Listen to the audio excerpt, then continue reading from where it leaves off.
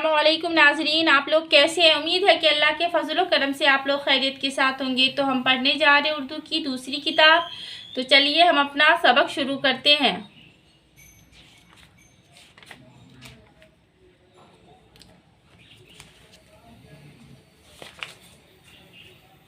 पिछले सबक में हमने सबक नंबर 7 पढ़ लिया था।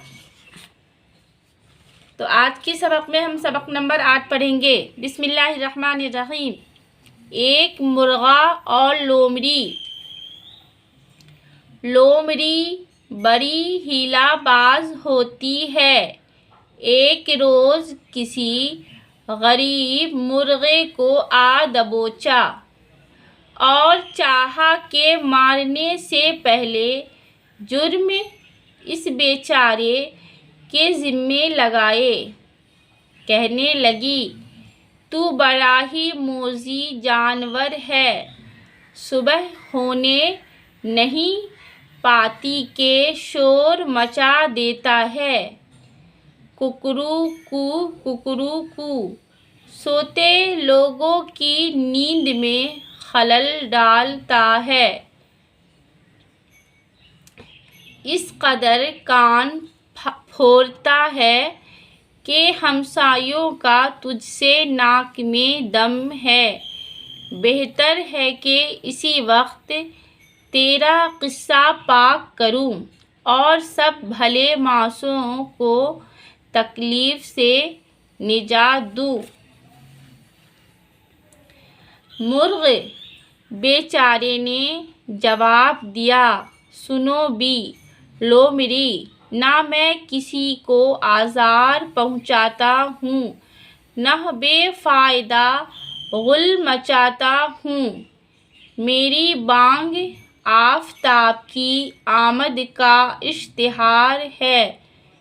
जब नूर का तरका होता है तो मैं गफलत की नींद सोने वालों को होशियार कर देता हूँ कि लोगों उठो और अपना अपना काम करो।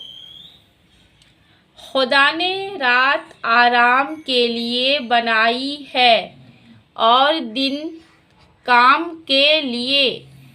अब तुम ही इंसाफ करो कि मेरा गौगा मचाना लोगों को फ़ायदा पहुंचाता है या नुकसान। संगे दिल लोमड़ी पर इस तकरीर का कुछ असर ना हुआ और यह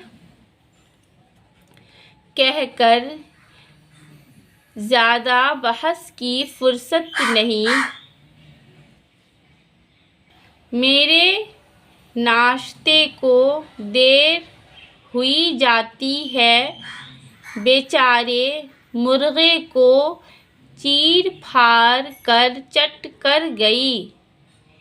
बिगड़ती है जिस वक्त जालिम की नीयत नहीं काम आती दलील और हुज्जत। तो अब हम इसका माना देख लेते हैं। हीलाबाज, मक्कार या फरेबी। संगे दिल, सख्त दिल। बांग, आवाज़ जो कि मुर्गा सुबह के वक्त लगाता है। मोजी, तकलीफ़ देने वाला। निजात, छुटकारा। जुर्म, कसूर, तकरीर, वाज या फिर बयान। गौगा, शोर। उम्मीद है नाजरीन कि आपको समझ में आया होगा। तो फिर मिलते हैं अगली वीडियो में। अस्सलामु अलैकुम वरहमतुल्लाहि वबरकातुहू।